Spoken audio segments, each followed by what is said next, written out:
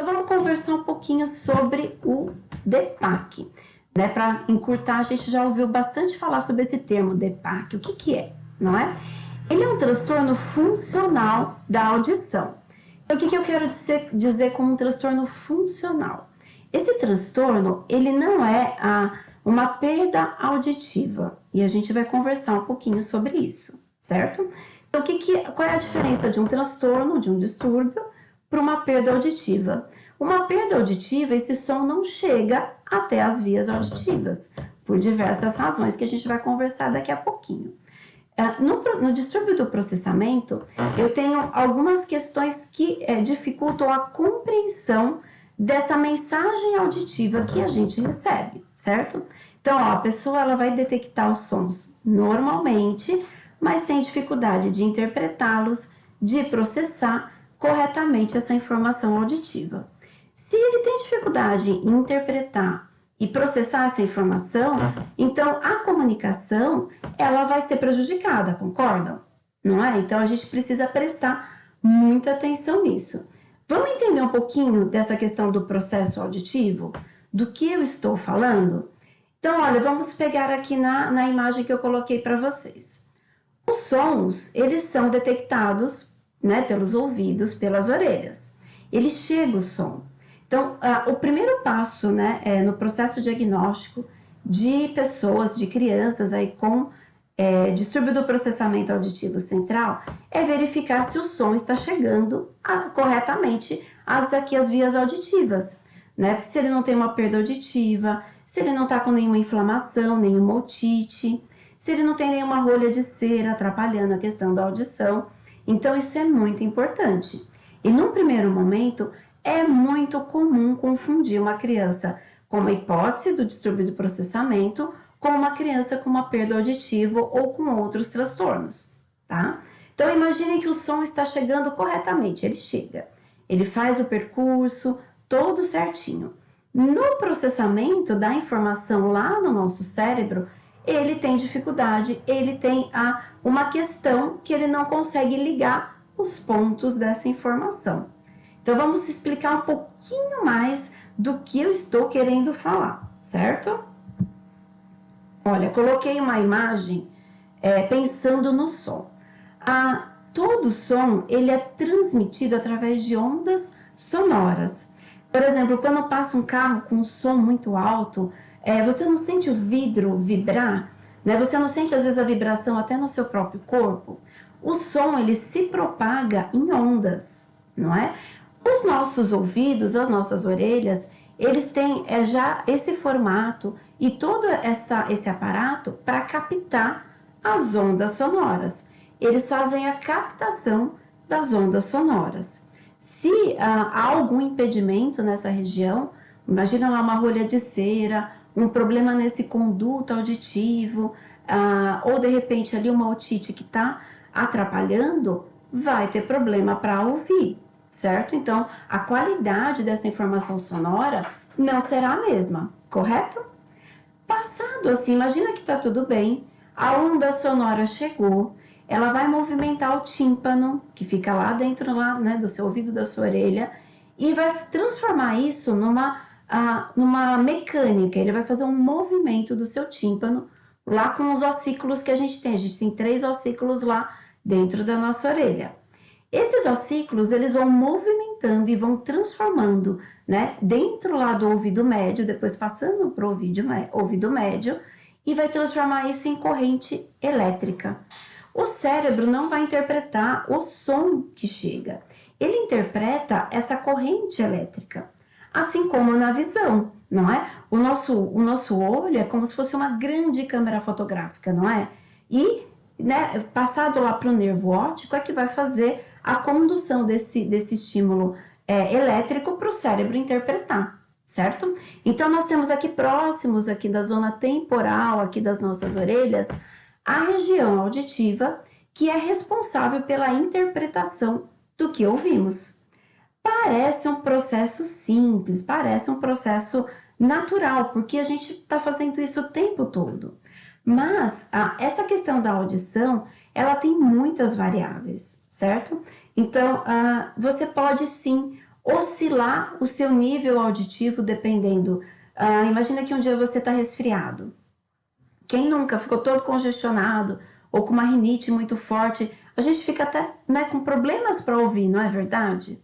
Quando você está, por exemplo, mais cansado, você percebe que você tem que fazer um esforço maior para ouvir. Isso são para todas as pessoas, né? E também vai ter um impacto dentro da questão auditiva de pessoas com distúrbio do processamento, certo? Então, olha, o que eu gostaria que vocês... são muitas informações, mas é importante conhecer esse processo para que vocês saibam que a criança, né, com hipótese ou com o diagnóstico do distúrbio do processamento auditivo central, então essa condução do som, ela tá ok, né? Ele não tem problemas para ouvir. Essa informação sonora chega lá no cérebro, né? É nessa hora do processamento que a questão fica um pouco mais difícil, que é o que a gente vai conversar agora. Então, o primeiro passo, se a gente tem uma hipótese, você começa a perceber alguns sinais, que a gente vai conversar sobre sinais daqui a pouquinho, né? Sobre alguns sintomas, vamos dizer assim, né? O primeiro passo essa criança está escutando, essa pessoa está escutando, não é? Tirando a hipótese da perda auditiva, a gente começa a pesquisar outros fatores que estão atrapalhando a compreensão da mensagem, certo? Então agora nós vamos falar um pouquinho do que é essa compreensão da mensagem, né? Já falamos da parte auditiva, né? Que esse som, como é que ele chega, que ele se propaga em ondas, né? Essas ondas deslocam o ar, elas deslocam aqui os nossos ossículos, provocam movimento, que é transformado em corrente elétrica para o nosso cérebro interpretar, não é? Quando chega a informação, então vamos imaginar uma situação na escola, né? Imagina que você pede para o seu aluno, para a sua aluna, e fala, olha, você precisa ir lá na secretaria, você conversa lá com a Marina, pede para ela o grampeador, por favor, e traz aqui para mim. Então, a informação sonora, correto? Então, a informação sonora vai à secretaria, pede para a Marina o grampeador e traz para mim. Essa informação. Essa informação é captada, ele consegue ouvir o que você falou. Vamos pensar no que ele precisa processar para cumprir isso que você pediu? Então, primeiro, ele precisa lembrar do caminho até a secretaria. Secretaria, qual é a porta, né? Quem é Marina? Então, ele vai fazer uma evocação, né, na sua memória, quem é, associar o nome à pessoa. Eu tenho que pedir o que mesmo? Um grampeador. Grampeador, ele precisa buscar lá na sua memória, a partir da fala, buscar uma imagem visual para fazer a conexão. Eu aposto que quando eu falo para você a palavra grampeador, vocês conseguem imaginar um grampeador. É automático, o cérebro evoca uma imagem, certo? Considerando que ele conhece a Marina, que ele conhece o caminho da secretaria e que ele conheça o grampeador, né? O processamento disso tudo, ele precisa tomar uma atitude de levantar-se, se deslocar, chegar lá no balcão da secretaria, vamos supor que ele chega lá e tem outra pessoa, não é? Ele vai pedir para chamar a Marina, pedir o grampeador e retornar. O processamento dessa mensagem que está, por exemplo, prejudicada na questão do processamento auditivo central, não é? Essas conexões, né, justamente pelo cérebro ter dificuldade de interpretar a informação sonora, ficam prejudicadas. Esse é um exemplo de um tipo de distúrbio, de problema no processamento. Outro tipo pode ser de detectar a nuance da nossa fala. Então, por exemplo, quando eu falo palavras muito parecidas, ele pode ter dificuldade de discriminar. Que som é esse? Será que é isso ou será que é aquilo? Né? Se eu falo, por exemplo, pode ou bode, né? Esses são sons muito próximos e essa discriminação, né, no sentido de compreender e de separar o fonema, eles têm dificuldade, certo? Pode ser uma dificuldade muito grande. Outra questão é de localizar da onde vem o som e de fazer o que a gente chama de figura fundo. Por exemplo, vocês estão aqui ouvindo, né, essa palestra, essa aula, e Passa um carro, não é? Alguém te chama, a televisão tá ligada. Você tem sons competindo com a minha voz, correto? Então você precisa focar a atenção, né? Porque no seu ouvido, na sua orelha, entra tudo ao mesmo tempo. E você que faz a separação. Não, isso eu presto atenção, isso eu deixo lá em segundo plano. Pensa isso na sala de aula. Pensa isso lá na escola, não é? Com todos os ruídos, pátio e tudo mais, e o professor falando lá na frente. É muito difícil fazer essa que a gente chama de figura fundo. Então, olha, só para a gente fazer uma retrospectiva aqui, né? Pensa, a informação sonora chega, ok, mas ele tem dificuldade de compreender aquilo que você está falando para ele, de ligar esses pontos. Então, quando eu dou várias informações, ele tem dificuldade porque essas informações não se encontram. Ou às vezes eu falo uma palavra, ele entende outra. Ou às vezes ele não consegue, ele tá te olhando, você pensa que ele tá ali conseguindo te ouvir, ele tá fazendo um esforço para prestar atenção, mas o ventilador tá mais alto dentro do cérebro dele, dentro da cabeça dele, do que a sua voz. E isso atrapalha demais, não é? Então, olha, muitas vezes, eu até comentei um pouquinho isso no começo, eles podem ser confundidos com crianças com perdas auditivas, por exemplo, ou com algum tipo de problemas para aprender, não é? Imagine, né? Se você está com dificuldade de interpretar esses sinais sonoros, de separar a voz da professora da voz do ventilador, do pátio, etc. Isso vai ter um impacto na sua aprendizagem. E normalmente, quando eles são pequenos, né? Isso vai ser demonstrado no corpo. Pode ser por uma agitação, pode ser por uma distração. Então você chama, eles, né? Aquela distração. Aí você fala, nossa, será que tá me escutando? E aí escuta um barulhinho lá, você fala, não, mas ele escutou o barulhinho. E por que eu chamando, ele não escutou? Por que essa diferença, né? Então, eles podem sim ser confundidos com crianças com perda auditiva. Mas isso o exame detecta. Então você vai fazer um exame lá, uma audiometria, para ver se tá tudo ok com a audição, certo? É o primeiro passo. Então, professores, professoras, certo? A gente precisa prestar atenção nessas características que eu vou listar. Qual é o nosso papel enquanto professores e, né, mães e pais que estão aqui também me ouvindo, observar esses sinais, observar essas características para a gente falar ou com o pediatra, fazer um encaminhamento para um fonoaudiólogo, para a gente, né, para um otorrino, para ver se está tudo ok, certo? Muito bem. Então, olha, uma das características muito importantes, dificuldades em ouvir em ambientes ruidosos, certo?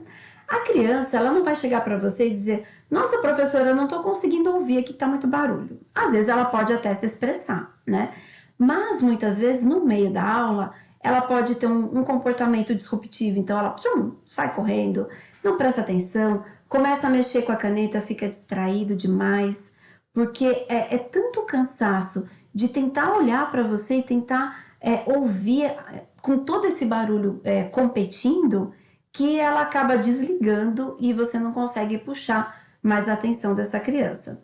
Muitas vezes eles passam, às vezes, como ai, tá com preguiça, ai, não quer fazer. Então a gente tem que tomar muito cuidado e prestar atenção, né? Começar a observar se em outros ambientes isso também acontece, se ele começa né, a rejeitar muito essas aulas muito barulhentas, não é? Às vezes eles se queixam de cansaço, de dor, falam, nossa, tá muito barulho, né? Você começa a perceber que você fala, ele faz até, né, até o olho assim, ele fica com o olhinho mais tentando fixar em você. Aí você fala, nossa, será que não tá enxergando?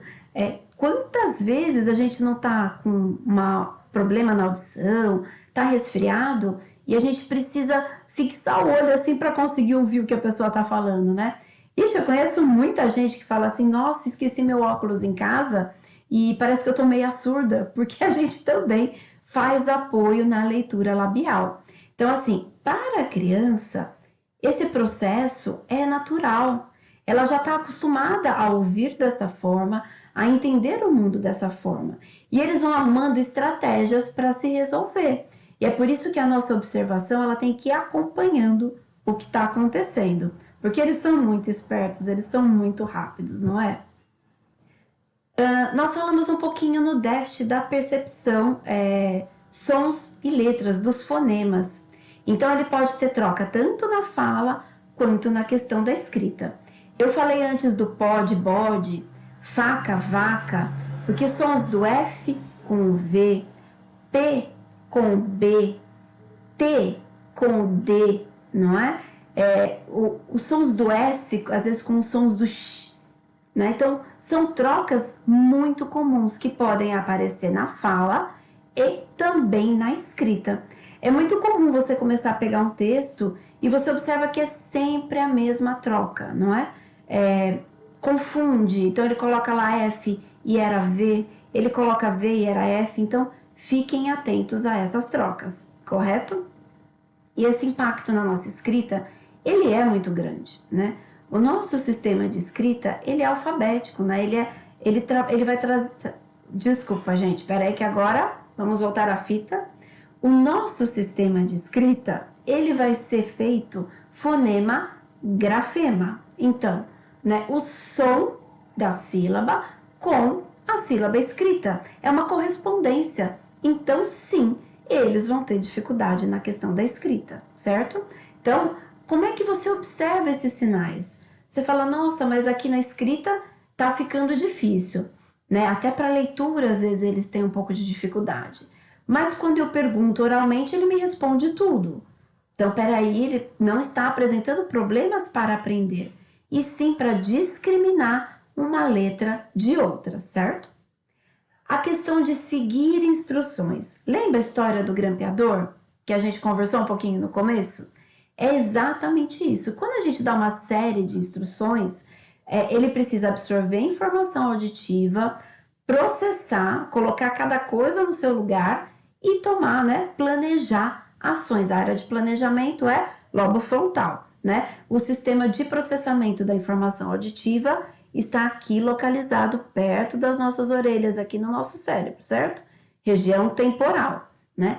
E para ajudar um pouquinho, o nosso cérebro trabalha de forma cruzada, correto?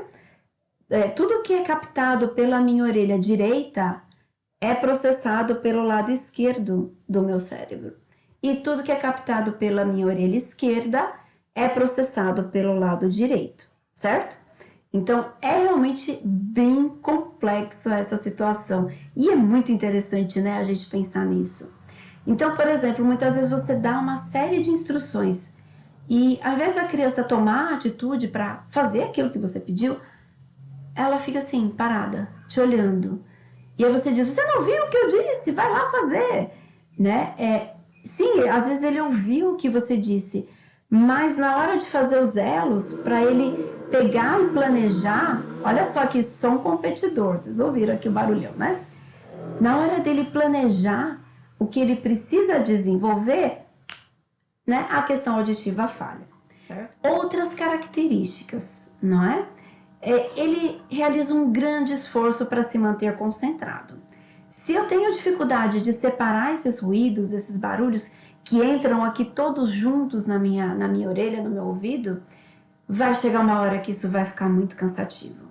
Vocês já foram, por exemplo, numa aula, numa palestra que está um barulho, aquilo vai te cansando. Bom, quem é professor e tá com uma, né, professora, tá na sala de aula cheia e aquele zum, zum, zum, assim, vai chegando no final da tarde, a gente vai ficando tão cansado, tão cansada, que fazer aquela reunião à noite, né, aquela reunião de formação, o HTPC, cada local chama de um nome, tem uma nomenclatura, é muito difícil você manter a atenção porque você está cansado, cansada auditivamente. Às vezes, no final do dia, você sente até um zumbido dentro aqui da sua orelha, né, de tanto barulho. Então, a exposição frequente a ruídos sonoros, sim, tem impacto na nossa audição. No caso da criança com distúrbio no processamento, eu falo criança, mas isso também pode acontecer em jovens, adultos e até idosos, tá? A gente vai falar um pouquinho disso. Hoje o meu foco vai ser mais na questão das crianças pela questão escolar, tá bom? Mas qualquer coisa a gente vai conversando.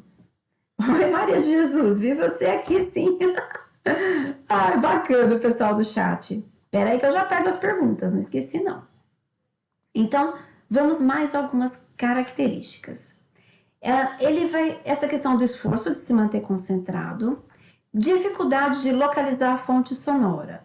Então, por exemplo, né, um barulhão aconteceu e você sabe, nossa, caiu alguma coisa ali. Da onde vem o som também é uma dificuldade, né? E eles precisam trabalhar essa dificuldade. Se eu estou falando de um distúrbio no processamento dessa informação, é algo que pode ser melhorado, trabalhado, desenvolvido. E a gente vai falar depois um pouquinho sobre algumas coisas que vão te ajudar, certo? E as questões das habilidades musicais também podem estar afetadas por conta da percepção. A música, ela traz uma série de nuances em relação às notas, né, às suas melodias. Então, se cada hora a percepção auditiva dele fica de um jeito, né, para ele fazer essa separação, essa discriminação, a tirar uma música de ouvido, às vezes ele ter que prestar mais atenção, se esforçar mais, porque ele vai sentir mais dificuldade. Quando a gente fala de um distúrbio, de um transtorno, principalmente aqui falando da questão auditiva, ela pode sim, ele pode ampliar o seu desenvolvimento, a sua discriminação e melhorar a sua função auditiva. E isso ajuda muito, não é? Esse é um trabalho específico, desenvolvido pelo fonoaudiólogo, certo? E os fonoaudiólogos, eles precisam ter essa especialização, é muito importante dentro do processamento auditivo, porque o trabalho é um treino específico. Eu não abordei aqui os tipos dos distúrbios, porque senão a gente não dá conta, a aula fica muito extensa, mas ele tem alguns tipos, né? Onde a dificuldade é maior na discriminação sonora, ou a dificuldade maior na localização da fonte sonora, ou no processamento, né, fazer os links com as informações, e para cada dificuldade tem um treino específico. Quanto mais eles são estimulados a fazer esses links, a compreender as comandas orais, a compreender o som, não é? Mas isso se desenvolve e essa questão do distúrbio ela vai sendo superada pela estratégia utilizada. O nosso cérebro ele é capaz de aprender, né? E é exatamente isso que dentro do distúrbio a gente precisa estimular. Estimular essa área cerebral que é responsável pela questão do processamento para que cada dia mais ela dê conta dessas informações, não é? Muitas vezes sem um treinamento, né, com um fonoaudiólogo bacana, o próprio indivíduo arruma estratégias, entendeu? Mas com o treinamento isso melhora muito, muito mesmo. Eu vi uma pergunta lá no comecinho da live falando sobre as orientações em sala de aula, correto? Então é disso que a gente vai falar um pouquinho agora. Essas orientações também eu vou trazer para a questão de casa, porque a gente precisa conversar e nós temos várias mães aqui também. Vou aproveitar e pegar uma perguntinha aqui da Emília. Esse treino, Emília, ele precisa ser com fonoaudiólogo, né? Porque eles têm todo um procedimento. E o fonoaudiólogo, ele vai orientando a família para dar continuidade nisso em casa. Porque ele tem todo um protocolo, isso é muito importante. Você às vezes precisa entrar com apoio pedagógico, se de repente o distúrbio está impactando na questão da aprendizagem, o apoio pedagógico ele também é muito importante, porque quando o indivíduo ele começa a ir mal na escola, ter dificuldades, ele vai começando a desenvolver outras questões, né? Ele pode sim ter problemas da questão da autoestima, porque, poxa, tudo que faz está errado, não consegue, não se desenvolve como ele gostaria. Às vezes a gente tem que conversar com o psicólogo. Então a gente pensa nessa questão multidisciplinar. Mas o treino auditivo, sim, com o fonoaudiólogo, que passa orientação para a família e às vezes até para a escola, tá? Mas a gente vai observar esse indivíduo como um todo. Se ele precisa de apoio pedagógico ou psicopedagógico, né, a gente vai ter que entrar com esse apoio para que ele não fique em defasagem, por exemplo, em relação aos conteúdos da escola. Se há questões emocionais envolvidas, a gente também precisa trabalhar nisso. Por quê? O emocional, ele impacta o indivíduo, não é? E quando a gente está, por exemplo, mais triste, mais chateado, percebam, nós, às vezes, né, a gente está com uma dificuldade para ouvir, para se concentrar. E indivíduos que têm o distúrbio, né, e de repente estão lá com uma questão emocional, precisam resolver isso, tá? Então, essa é a diferença, não é? Então, vamos agora conversar um pouquinho o que a gente pode fazer. Primeiro, essa questão da autoestima é fundamental, não é? Eles escutam muito do tipo, nossa, você não escuta o que eu tô falando? A gente fala às vezes até naturalmente, né, sem pensar. Mas depois dessa aula, vocês vão sempre pensar nesse tema, certo? Às vezes pode ser uma preguicinha? Pode, todo mundo tem direito a uma preguiça, não é verdade? Às vezes pode ser uma má vontadezinha, tá meio adolescente? Pode, isso todo mundo tem direito. Mas nós vamos tomar cuidado com a nossa linguagem do tipo, eu já te disse, você não ouviu? Não é porque isso reforça o lado negativo. Muitas vezes a gente vai ter que sim repetir a orientação de novo, tá bom? E eu até coloquei aqui um pouquinho, acho que eu não pus aqui, mas vou falar agora. Às vezes, muitas vezes você vai dar uma orientação, imagina que você deu uma orientação para a sala toda, e você vai repetir, né? Às vezes individualmente, vai chegar próximo da carteira e falar, olha, então, tudo certo aqui, já está conseguindo fazer, e ele vai falar, não, tudo certo, né? Às vezes não tá, mas, né, poxa, será que eu vou falar de novo que eu não entendi? Observa pelas atitudes, observa pela linguagem corporal, e se não entendeu, retoma, né? Retoma, e a gente vai falar de novo, certo? É muito importante que na escola e em casa a gente amplie o vocabulário. E agora eu vou falar de todas as crianças, mas das pessoas que têm o distúrbio também. O que é ampliar vocabulário? É conhecer coisas diferentes, é falar nomes de objetos, às vezes, que tem em casa. De repente você está ouvindo um jornal, né, de repente está ouvindo lá a televisão, um documentário lá de algum animal, pergunta, né, faz pergunta, fala, olha, você viu isso? Você não precisa parar e dar uma aula para o seu filho, por exemplo, em casa. Você pode ir perguntando, conversando. Existem alguns termos que às vezes a gente fala, eles, né, estranho, não conhecem, palavras que para a gente é tão comum e às vezes eles não conhecem. Então, o vocabulário é isso, é aumentar a quantidade de palavras que eles conhecem. Na escola, a gente acaba trabalhando isso de forma mais intensa, porque os conteúdos vão trazendo essas palavras diferentes, tá bom? Mas em casa, que vocês também reforcem isso. Muitas vezes a gente pega e entrega as coisas, né? E a criança nem sabe o que é. Então vamos conversar, ver se ele sabe diferença de cidade com estado, cidade, estado, país, não é? Nome completo. Muitas vezes assim, ele não conhece nem o nome completo da mãe, do pai. Vamos trabalhar isso, não é verdade? Todos esses conteúdos vão fazer diferença, certo? Quanto mais vocabulário ele tiver, mais as conexões cerebrais vão se ativando e isso facilita lá a compreensão, né? Coloquei aqui, ó, repita as comandas individualmente. Isso é para uma situação, por exemplo, de sala de aula e você manda todo mundo fazer uma determinada coisa e a pessoa fica ali meio perdida, né? Então chega lá pertinho e fala, olha, tudo bem? Olha, então, você viu que aqui você precisa destacar a palavra-chave, né? Tá, você achou alguma palavra-chave? Sabe o que é palavra-chave? Conhece esse termo? Não é na boa, assim, sem expor, né? Não é sempre aquela... Porque essa questão da autoestima, ela é muito importante. Ele precisa estar bem. Ele precisa começar a entender que tá tudo certo, né? Que ele só precisa de estratégias diferentes. Eu já trabalhei muito em sala de recurso com alunos que ainda estavam sem diagnóstico, mas estavam na pesquisa, e essa questão da autoestima era ponto-chave.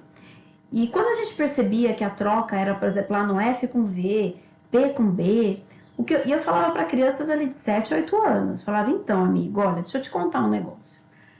Vamos trabalhar essas palavras, tá vendo? Com F, com V, com P, com B, né? O seu cérebro, ele se confunde um pouco.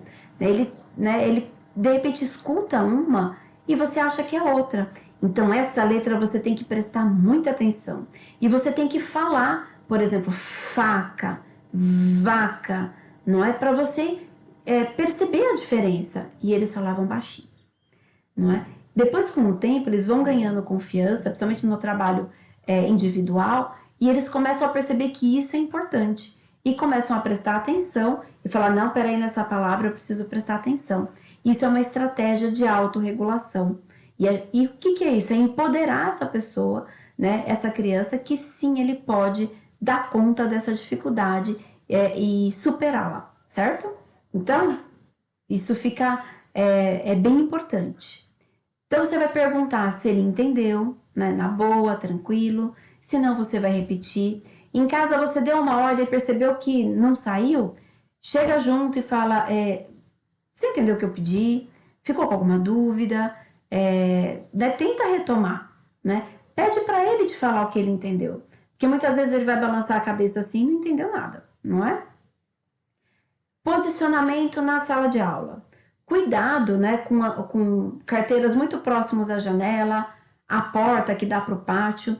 Eu sei que é meio complicado, mas deixar a orelha muito próximo dessa fonte sonora, lembra que o som ele se propaga em ondas. Então, quanto mais próximo da fonte sonora, da onde faz o barulho, mais alto é o barulho. Então, se ele puder ficar mais no meio da sala, melhor. Algumas pessoas falam para colocar lá na primeira carteira, mas dependendo do aluno, eu coloco ali na segunda ou terceira, né? Porque ele está próximo do professor, mas ele consegue meio que monitorar o que acontece na sala, para ele não se sentir isolado, né? Ou ali excluído. Sobre o distúrbio de processamento auditivo central, com este resumo, né? Porque eu sei que é bastante informação, né?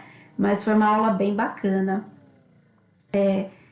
Eles têm a audição preservada, a audição é normal, eles escutam, a informação sonora chega corretamente, mas na hora de realizar o processamento na região cerebral, eles têm lapsos, isso vai ficando misturado, complicado, e aí eles têm uma dificuldade de dar uma resposta.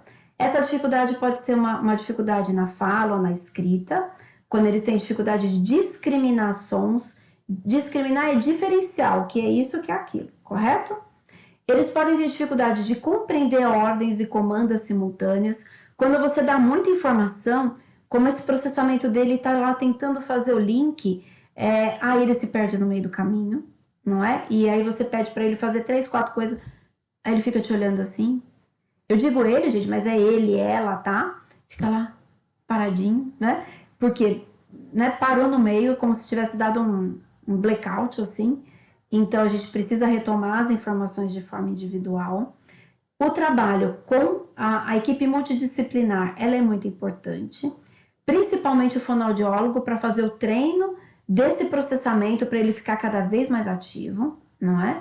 O nosso papel em casa, não é? É estimular a questão da fala, da conversa, ouvir como é que estão as ideias dessa pessoa, dessa criança, como é que ele está entendendo o mundo, como é que ele está entendendo a informação.